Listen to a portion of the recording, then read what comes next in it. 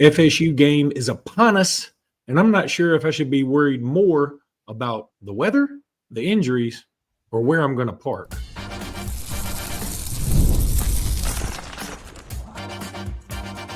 You are Locked On Bama, your daily podcast on the Alabama Crimson Tide, part of the Locked On Podcast Network, your team every day. Hey, everybody, and welcome back into Locked On Bama, AHSA Radio Network's Luke Robinson. That's me. Alabama internet legend Jimmy Stein. That's him. I want to thank you every day for being here every day. Thank you, newbies, for being here today. And thanks, everybody, for making this your first listen every single day. You guys are the best. You are. And we love you. So, Jimmy, yesterday, we cut this podcast with Jake Crane, and most people loved it. 95% loved it. Other people were like, I'm not watching some Auburn homer, blah, blah, blah. Expand your mind, people. He's a national dude, and he's a national analyst. Yeah, and he also does, I think he takes off the Auburn glasses more than most. He doesn't even have an Auburn show. Yeah. He doesn't even do an Auburn show. He's a national guy. And, if Jimmy eventually gets scooped up by Sirius XM and they want you to be the national guy, I don't want people saying, well, I don't want to listen to that Bama homer. Yeah. I want people to listen to it. Would say that. But he might be getting picked up by the Bengals radio team for some reason. He's wearing a Bengals shirt. But anyway, I thought that was funny, Jimmy. Why didn't you laugh? Because I was thinking of, I was remembering a story when you were saying that was relevant in deciding whether to tell it or not. Thank you for not. Thank you for not. But Auburn, in a local Auburn show one time, they lost their host for a week, and there was a team of 3 or 4 guys, and one suggested, Jimmy could do it. And they called me to say, would you be interested in doing it, filling in for the Auburn guy one week? And I'm like, yeah, I'll do that. And then, but the other ones voted and said, no. There'll be bigger backlash. They know Jimmy's an Alabama guy, and there'll be backlash. And I'm like, I can do an Auburn show for Auburn fans. I'm just going to call it like I see it, and they're like, no, you can't do that. He's an Alabama. And I thought, gosh, what a silly world we live in. I mean, to me, it's just silly. Of course I could do an Auburn show and not be. I was fired from Sports Call Auburn with some guys that were doing it before I ever got started, because the same thing. One guy on Twitter kept saying things, and he kept calling the station. They finally said, we'd rather fire you than listen to this guy anymore. So anyway, all right. So the weather looks less accommodating than it looked the other day. It looked bad, then it looked okay. Now it looks bad again. But the thing that's really bothering me is Tim Keenan. We had this podcast with Jake Crane. We were all happy. We were all excited. And we talked about the injuries to Jaden Roberts and Jam Miller, and maybe a little bit of James Smith being banged up, but he's fine. He's going to play. We didn't know about Tim Keenan at the time. And there are some people who have already said to me on Twitter, you're going overboard with this. I'm not going overboard. Let me tell you guys, I'm already saying Alabama 34-17, and I said 34-17 before Tim Keenan got hurt. I don't think he is going to be the difference in the game. That said, we took him to SEC Media Days. He must mean something. Captain. And he is a big cog in the Alabama defensive line wheel. So I hate the it's either completely black or completely white society we live in, where you go, hey, he's not the end all be all. Right. Nobody ever said that. I'm not even sure he's all SEC this year. But I'll say this, that he was starting, and I don't care who it is. If we lose a starter, it is always at least a it might not be a I mean, if Ryan Williams were out, we'd all be going, but he's not. It's Tim Keenan. And so I go, It's a big story because he's a starter and a captain and a senior and one of Alabama's very good players. And I think on the short list of players Alabama can't lose. And why? Because if you lose Ryan Williams, you're probably replacing him with like Rico Scott. You'd be okay. But there's other players on the roster you lose, and it's sort of a tumble down to the next guy. And that's kind of the situation you have there. So it is a big story, no matter what anyone thinks. And now, an even bigger story to Tim Keenan, Luke, is just the fact that it's not Tim Keenan. It's Tim Keenan. It's Jaden Roberts. It's Jam Miller. Now you're out 3 guys that a few weeks ago you would have said would be starters against Florida State. Now you're down 3 of your 22. So it is significant. So significant that I think the line should move And I don't normally say stuff like that. I think the line should move, but here's my thing. The line's 13.5. Because Alabama lost these 3 starters, I think the line should be now 12.5. And some people might think that that's not really moving. Well, it is moving the line. And I think that, to me, is representative of that there is a legitimate issue here. But like Luke was saying about how some people only see a black and white world, the way I look at it is, health-wise, people look at you like you're either perfectly healthy or you're on death's door, and not somewhere in between. So that's how they see Tim Keenan. Some people are like, this is not a thing. And other people are like, oh my gosh, should we pull the plug? And it's really somewhere in the middle of this vast expanse, this vast gulf in the middle of being perfectly healthy and being, terminal with doctors agreeing, okay, it might be time. So now, will there be replacements for Tim Keenan? Yeah, and I'm excited. See, it's kind of this thing where I'm excited to see Jeremiah Beaman play a big role. I'm excited to see that. I'm excited to see Edric Hill play a big role. I'm excited for the debut of Kelby Collins, who I think we'll see out there some. By the way, let me stop you there. Sure. That's the one guy that, like, if you had said 4 weeks ago, all right, Tim Keenan's out, what's gonna happen? I certainly would have brought up Jeremiah Beaman. I certainly would have brought up, hey, James Smith's going to have to pick up some slack. I would have said Kelby Collins.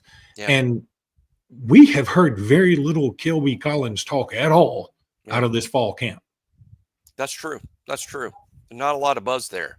Now, he's going to have an opportunity, though, for anybody. It's like if Kelby's, listening to the show and upset, hey, you're going to get an opportunity. And people will then forever judge you by what they see on the field. It doesn't, the fans don't see practice. I mean, the fans see what goes on Saturdays. So you're going to get an opportunity. And Jeremiah Beaman's getting this opportunity. And Edric Hill is. I'm excited to see it. But at the same time, I also recognize, are they as good as Tim Keenan? No, they're not. They're not Tim Keenan. Because if they were, they would be the starting. They would be the starter. See, the coaches' jobs depend on playing the best players because their jobs are literally on the line. We fans have an emotional investment. They have literal dollar investment. It's their jobs. And I mean, they have to sell their house and tell their kids that they have to move away from school and lose all their friends, and meanwhile, we're like, oh, well, we're excited about Beaman. And then when Beaman's no good, we're like, we'll just go fishing, but it's kind of a why didn't they know about Beaman? But I'm excited about the opportunity for Richard Young. I'm excited about the opportunity for Daniel Hill. Happy for Geno Vandermark. I mean, he's a 5th-year senior getting a chance. Who would have thought? I bet when he left Michigan State, there was probably doubts in the back of his head. I might not ever start a game at Alabama. Here he is, starting the opener. Excited for him. And inside, again, Beamon, Hill. I think we'll see some Kelby Collins. How about this name? I'm going to throw a name out there that might surprise some people. But speaking of buzz, two different people close to the program have said, watch for London Simmons. Watch for London Simmons. 2 people have told me this now, separately. So that would be an interesting name. Now, he's obviously not going to be first out there. I think that's going to be Beaman.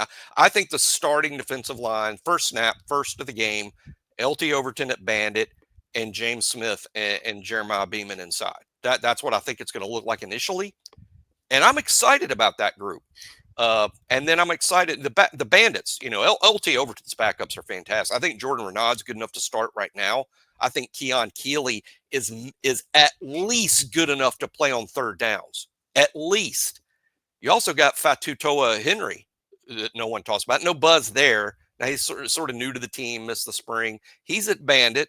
That's an interesting look. Jamarian Latham, primarily at Wolf, but said in an interview just this week, as we suspected, well, I'm at Wolf, but sometimes I play Bandit, and sometimes they put me inside, actually on 3rd and long, which, by the way, in terms of depth inside, let's not forget, on 3rd downs, LT Overton and Jamarian Latham can play inside on 3rd down. So Alabama's got options. They've got bodies. What they don't have is experienced guys coming off the bench.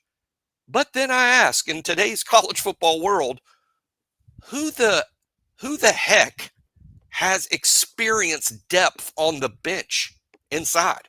Who's got 4 and 5 defensive tackles who have played extensively. Who's got that? I know Ohio State doesn't. I know Georgia doesn't. I know those programs, well, they don't. And if they don't, then who does? Clemson, they brag about their defensive line, and it is great, but they're talking about Woods and Parker. They're not talking about their 4th and 5th tackle. I bet they don't have them either. Well, yeah, that's true. And that's where, all right, if the pessimist would say we're missing Tim Keenan and we got a bunch of guys who've never played before or have not contributed to this point, or have underwhelmed to this point, even in the case of Keon Keely. And then you could have the optimist say, what a golden opportunity for some of these highfalutin, high-star guys that we've recruited, and it's about time that they get an opportunity to shine. So I'm stuck in the middle. I don't want to be either one of those guys because I can see both of their points, and I want to just wait and see what's going to happen Saturday. If Keon Keely makes a huge play, okay, I can get on that Keon Keely train just like everybody else. But if Keon Keely doesn't make a play and doesn't even play much, then I also understand that because he hadn't done it to this point. And while there was buzz this summer about him, I think it's until he does it, he ain't done it. That's true.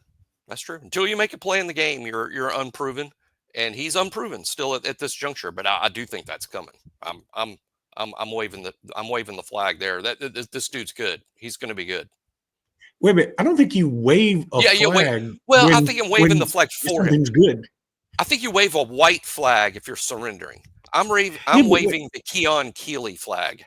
But when people say wave the flag, the intimation is it is white and it's like surrender.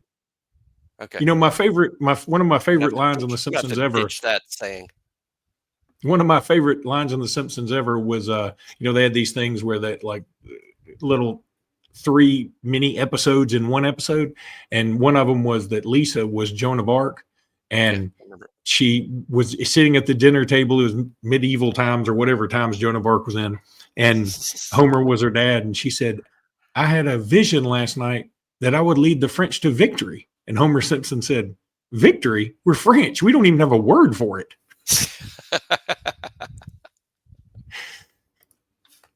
How about upside? Guys, let me tell you, I'm going to read what it tells me to read, but I'm also going to tell you this. This is no joke. I used upside this morning. I travel a good bit. I go and get gas, and I have the Upside app. So I checked it and looked at it, and it said, hey, go to this gas station, and what you'll get is 11 cents back. And, so I went for every gallon, by the way, for every gallon. So, and it's not like you're getting rich. That's not what it's about. But like you look up and you got, I got $25 in this. I'll just get the $25. Or I got $50 in it. I got $38. Upside's just great. It's so easy. You can do it on restaurants. You can do it on gas stations. I do it mostly for gas because I travel, so why not? Look, Locked On Bama fans, are you still paying full price for gas? Stop leaving money behind. Get real cash back every time you fill up with the free Upside app. It's free, by the way. Simply download the free Upside app in the App Store or Google Play right now and start earning cash at the pump today. Like, you can do it now. Use this limited time promo code, which is football. It's just football. It's easy to remember. Not the emoji, football, the word, and get an extra 25 cents back per gallon on your first fill up. So wait till you need like 15 gallons, 20 gallons. Do this, and whatever it is at the gas station, if it's 11 cents, if it's 5 cents, if it's 20 cents, you're going to add a quarter to each. Yeah, you could have a big car. You driving around in an M1, A1 Abrams tank? At first, I thought it was too good to be true, but it's totally legit. Real people are getting paid just to make their daily commutes. And you can too. Plus, you can cash out anytime to your bank account, PayPal, or an e-gift card for Amazon or other brands. Don't let this offer drive on by. Download the free Upside app now using my limited promo code, which is football, the word football, for a limited time 25 cents per gallon bonus. That's promo code football. Offers vary by user and location. Go to upside.com for more details on Upside, and trust me, you're going to love you some Upside. So yeah, go do that. Now there's SupplyHouse. When the opening whistle blows on a new repair, get your crew moving forward with SupplyHouse. Order today and see parts on your doorstep tomorrow. Over 280,000 plumbing and HVAC and electrical items from the most trusted brands in the business. Their real-time inventory and honest lead times keep you from punting on projects, while their industry-leading customer service always has your blind side covered. Need parts for a fast project? SupplyHouse has the next day delivery. You talk about a game changer. That's next day delivery, bruh. Join the free Trade Master program today and score serious perks like priority shipping, lower prices, and a dedicated support line. Visit supplyhouse.com to sign up for free and use promo code SHCollege5. That's all one word, SHCollege5 for 5% off your first order. That's supplyhouse.com. Real people, real service.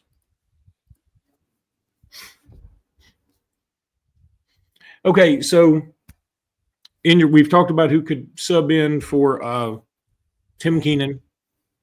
I choose to be more on the optimistic side because I do feel like this is an opportunity. Look, somebody sent me a Jeremiah Beaman picture, and it screams thick thighs save lives. And I'm going to put it up here in a second, but you tell me what you think about who could step up the most, who benefits from this outside of Florida State, who benefits from this injury. Jeremiah Beaman, and it's an earlier opportunity than I think he imagined. He is a redshirt freshman.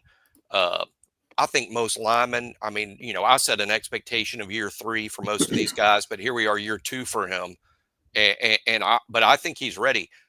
Here's a guy that was only, some people look to the defensive linemen that are committed in this current class. Look at his thighs, Jimmy. Look at him. You can't look away. When he committed to us, he was 260 pounds. Each thigh is 260. He committed to us at 260. And for those that look at guys like a Nolan Wilson that's committed to us right now, or even Maury Johnson and JJ Finch and these guys, and they're like only weigh 250, 260 in high school. And they're like, when are we going to sign a true defensive tackle? They look like that after a year or two after they get here. Don't panic about that. Those 260-pound high school players become 300-pound college players pretty quickly. Jeremiah Beaman now over 300 pounds. Look at this. His leverage. His head looks like it just got done with puberty. His torso and arms look like he's a 22-year-old about to go in the draft. And his thighs have been on tour with Tina Turner. I see a lot of leverage. I look at you get your leverage, you get your power from, I don't know, we'll call it your trunk. You get a lot of power there. And you're going to have to redefine that. Your lower body. There you go. Much better. Okay. Thank you. Boy, between waving the flag and trunk, I'm all over the place here. Beaman's got long arms. He's an interior pass rush. Believe it or not, even with those thighs, interior pass rush.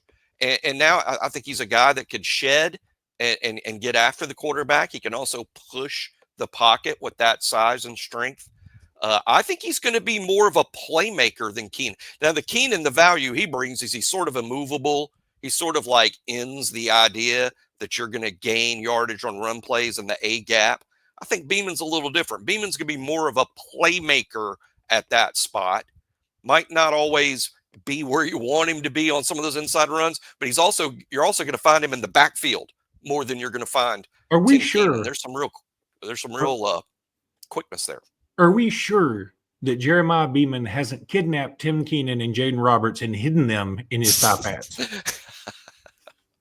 I'm not sure. Anyway. Yeah, I'm excited about Jeremiah Beaman. I am. And this is going to be a great opportunity for him. And he can hold down the fort till Keenan gets back. When is Keenan going to get back? I'm optimistic that it might be Georgia. Now, he might not be back in time for that. But it is a tightrope surgery, right? Yes. And for those who don't know, Tua Tagovailoa went through the tightrope. Who else did the tightrope? I can tell you this, for all the people that are like, oh, man, it's 8 weeks. We're not going to see him till the end of October.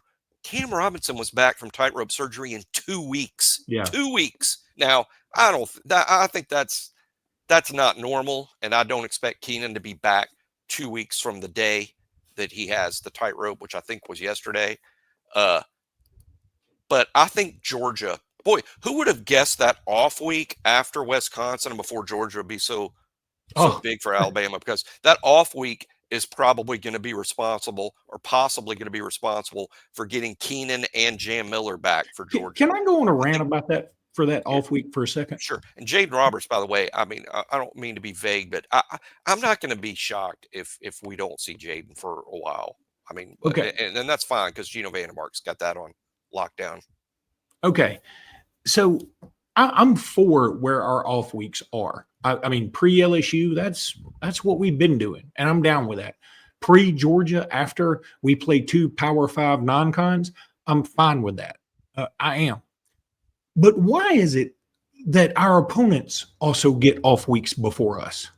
Yeah. Why is it that those 2 opponents just happen to get them at the same time? You know, everybody else has an off week before us, it seems like, and they have historically. Like, the league needs to do something about that. You can't just have your off week before Alabama every single time. I mean, I don't mind it a little much because it makes me feel like, okay, we have it, but it is inordinate. Our advantage of the off week is negated by the fact that Georgia and LSU have off weeks too. So we get no advantage. But guess what? Those aren't the only teams that have off weeks before they play Alabama. If they were the only ones that did, I'd be fine with it. Yeah. I think Missouri does off the top of my head. I'm pretty sure Missouri does. And then they now Missouri also like has their first 6 games at home. So Missouri plays tonight, by the way.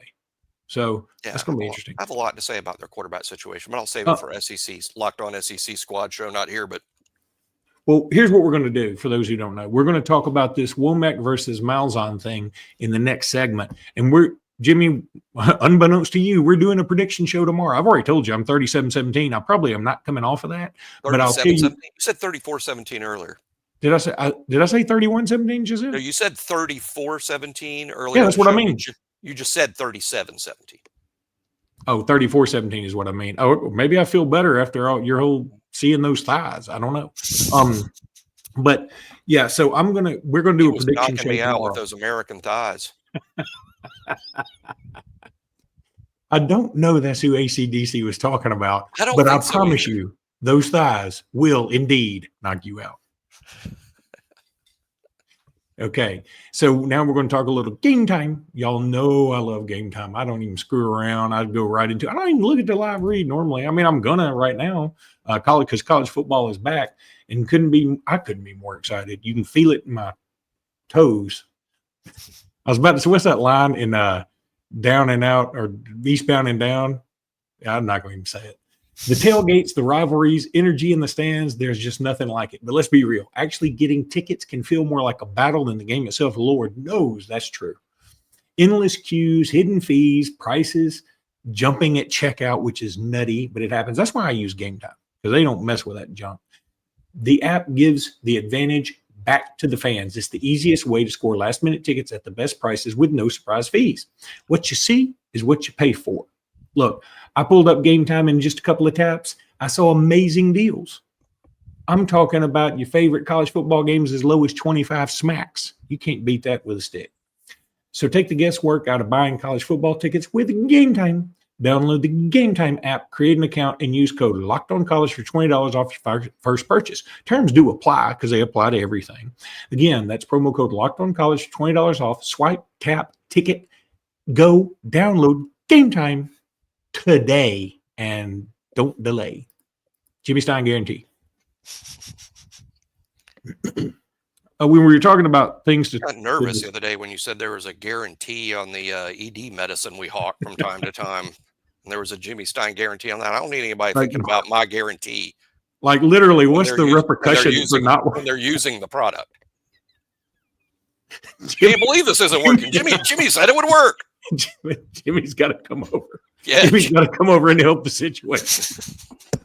I'm sorry. Hey, all I'm bringing is a Barry White CD.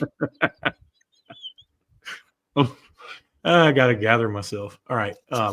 You and I were talking today, what's the most interesting matchup in this game? And I think you're right. You brought this up.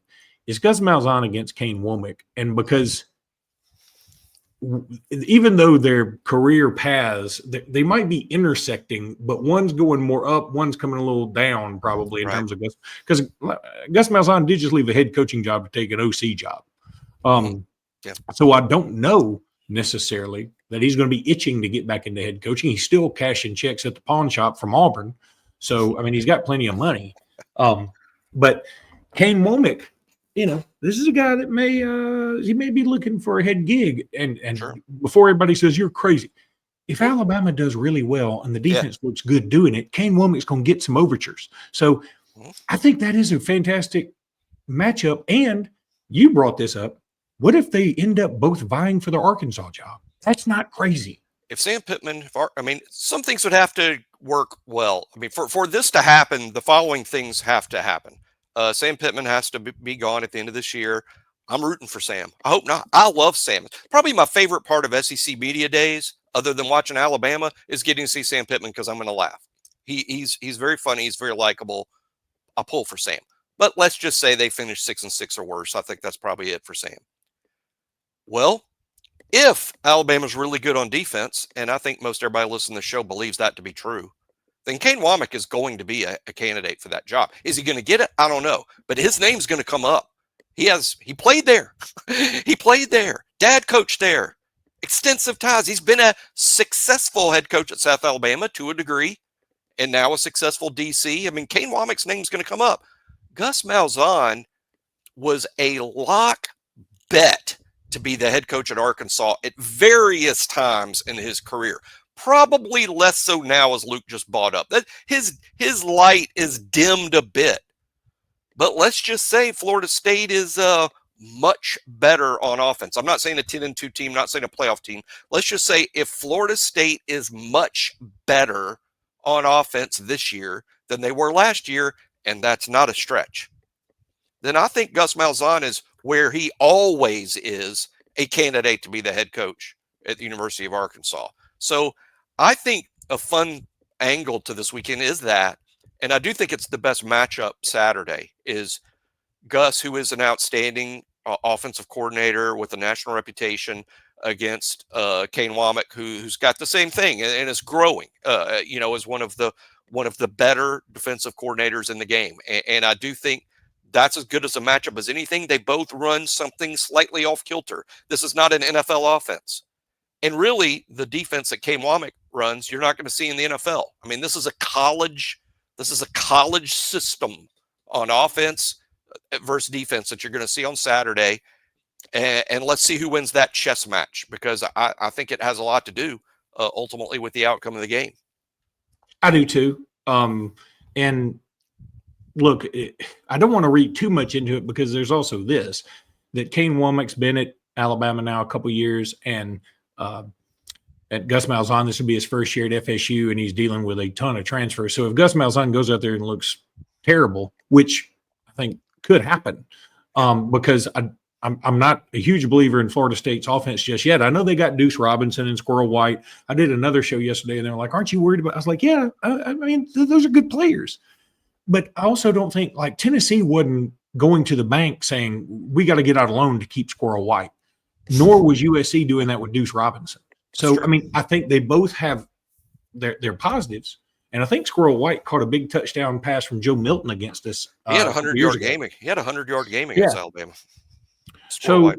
It's not like they're nothing. But again, and Thomas Castellanos isn't going to scare anybody with his passing prowess. So, anyway, I think now go back to Sam Pittman for a second. I would hate to lose him for this conference too. Number one, I feel like as long as Alabama plays him, it's a pretty easy win. But number two, I think he might be the best fit personality wise for where he is. It used to be Ed Orgeron at LSU. That was a match made in heaven. I was out of Hollywood. It became Saban at Alabama because Saban made us be more like him. We weren't like that to begin with. Saban made us that way. And now I think Lane Kiffin is a good fit for Ole Miss, like sort of, joking around on Twitter all the time, good-looking dude, always with a good-looking woman, got plenty of money, but never quite enough to really win the big thing. I think that's kind of good. But I like Sam Pittman's fit at Arkansas is a good one. I mean, and so I would hate to have to go against Kane Wommack just because I want as much continuity as we can have. We deserve it as a fan base and as a football program to have more continuity. But if people aren't coming after your coaches, that means your coaches probably aren't very good. Yeah, you want your coaches to be on they're going to be a head coach list. I mean, if not, you got a problem. I mean, coaches, whether it's a head coach or assistant coach, they're on one of two lists, right? They're on the ascending Or the hot seat, and that's so. If your coaches, if there's no interest in them from other programs, then you got the wrong coaches. Okay, well, that's going to do it for today's pod. Tomorrow, prediction show, not only for Alabama, not only for who's going to do what for Alabama FSU, but also we're going to talk about the SEC games. We're going to talk about, obviously, Texas and Ohio State and some of those other big contests. And we'll do Auburn Baylor tomorrow because they play tomorrow. So, by the way, Sadarian Morgan plays on TV tonight for those in the Birmingham area. I was going to go to the game. I'm not now because it's on TV, so why? And, I'm going to watch Sadarian Morgan tonight. Trust me. He puts on a show, so I would highly encourage you guys to watch BRHS versus Clay Central tonight. All right, until next time, roll tide, everybody. Roll tide.